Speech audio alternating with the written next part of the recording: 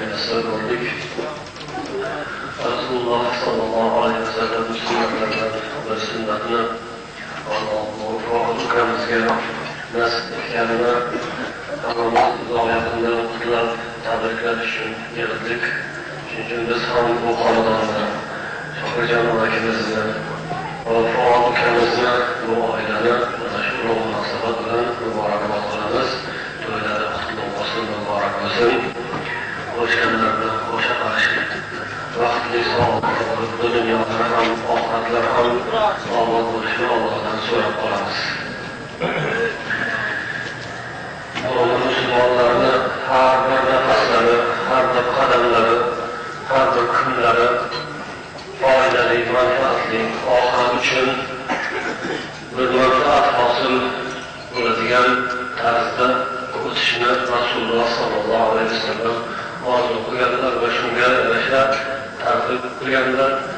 Allohga shukrona aytamizki, hamma bo'lmasa ham hamma musulmonman deb da'vo qilayotganlar bo'lmasa-da, lekin ahvolda shu musulmonlar jamoasini ichida Alloh va Rasulini haq bilib, ularning yo'llarini boshqalardan ustun afzal bilib yuradigan jamoa borligini sezamiz, ko'ramiz, shukur qilamiz va umid etamizki, o'sha jamoa Alloh huzurida najot topadigan, oxirat azoblaridan, qiyomat dahshatlaridan ozod bo'ladigan jamoani, musulmonlar jamoalarini bitta bo'lagimiz, bitta a'zosimiz deb o'zimizga hisoblaymizki, kim bo'lishimizdan qat'iy nazar, hatto yurishimizdan qat'iy nazar, biz hayotimizda Alloh va Rasuliga qo'limizdan kelgancha amal qilib yuradigan odamlar, kimligimizdan qat'iy nazar mana shu najot topadiganlarni ichidamiz deb o'ylaymiz. Va mana shunday xoh to'ylari bo'lsin, xoh boshqa ishlari bo'lsin, hayotlarni har bir sohasini, har bir jamoasini Alloh payg'ambar nasihatiga muvofiq qilib o'tkazishga harakat qiladigan odamlarni biz har joyda ko'ramiz. Bu uchun Allohga hamd sanolar, shukronlar bo'lsinki, Allohning dini shunaqa haq din, hamma yerda amal qilsa bo'ladigan din. Alloh bu dinni, islomni shu amal qilsa bo'ladigan hayotiy, voqei, xalqni ehtiyojlarini qondiradigan, odamlarni qalbiga orom baxsh etadigan ulug' bir ne'mat qilib bergani uchun ham bu bizni qalbimizdan joy olgan, eng bir qimmatbaho narsa inson bag'riga bosib avaylab yurgani deb bu din islom sizlarimiz uchun eng aziz, eng bir mo'tabar ne'mat bo'lgani uchun ham bu Xudoga shukrki amalda davom etyapti. Agar shu dinga amal qiladigan odamlar bo'lmaganda edi, bu keng olam bu tarzda tinch qo'yilgan bo'lardi. Yerni o'z atrofida aylanishi yo'q, bu osmon sohatlari, sayyoralar hammasi o'z vazifasini bir zum ham, bir lahza, bir nafas ham tinmasdan bajo qilayotgani, hammasi mana shu yerda, bir kaftdekkina yerda, bu olamga nisbatan, bu keng koinotga nisbatan olganimizda, bu yer bir parcha, bir kaftdekkina, bir no'xatdekkina desak ham balki mubolag'a qilgan bo'lamiz. Shu kichkina bir zamin ustida yashayotgan mavjudot maxluqotlarning ichida Alloh va Rasul deb hayot kechirayotgan odamlarni Alloh taolo shularni e'tiboridan va shularni hurmatidan desak ham bo'ladiki, butun bu qattiqon olam tinch turibdi. Bu olam o'z vazifasini bajaryapti, davom etyapti, hayot davom etyapti, tiriklik davom etyapti. Buning mohiyati nima ekan? Buning sababi nima ekan? Bu yer o'z atrofida, butun sayyora quyosh atrofida, bu olamda hayot davom etyapti. Hammasi vazifasini o'z o'rnida bajaryapti. Bizdan maslahat so'ramasdan, bizdan buyruq kutmasdan, bizni ko'nglimizga qaramasdan, qandoq yuray, qandoq qilay demasdan o'z vazifasini xuddi ko'ngildaganday bajarayotgani sababi nima ekan? Buning sababi shu yer yuzida o'zlari jussali kichkina bo'lsa ham, o'zlari balkim ahamiyatsizdek tuyulsa ham, lekin Allohning huzurida hurmatlariga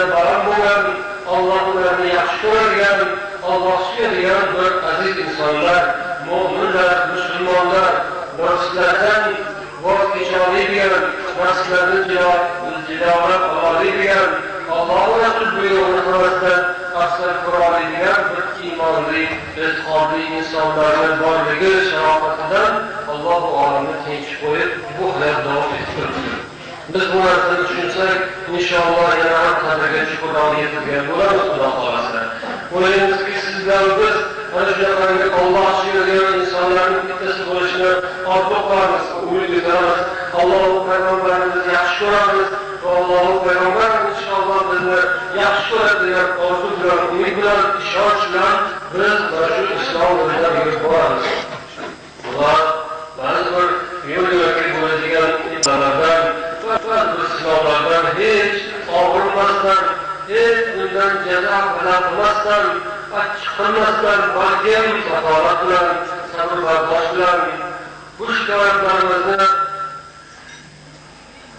Allohning o'ziga aytib, Allohdan madad so'rab, bir-birimizga yaqin bo'lib, mo'min musulmonlar bir-birlarini tanib, bir-birlarini hurmat qilib, ehtiromlarini, izzatlarini joyiga qo'yib o'tishimiz bu inshaalloh Parvardigorning roziligiga sabab bo'ladi deb umid qilamiz.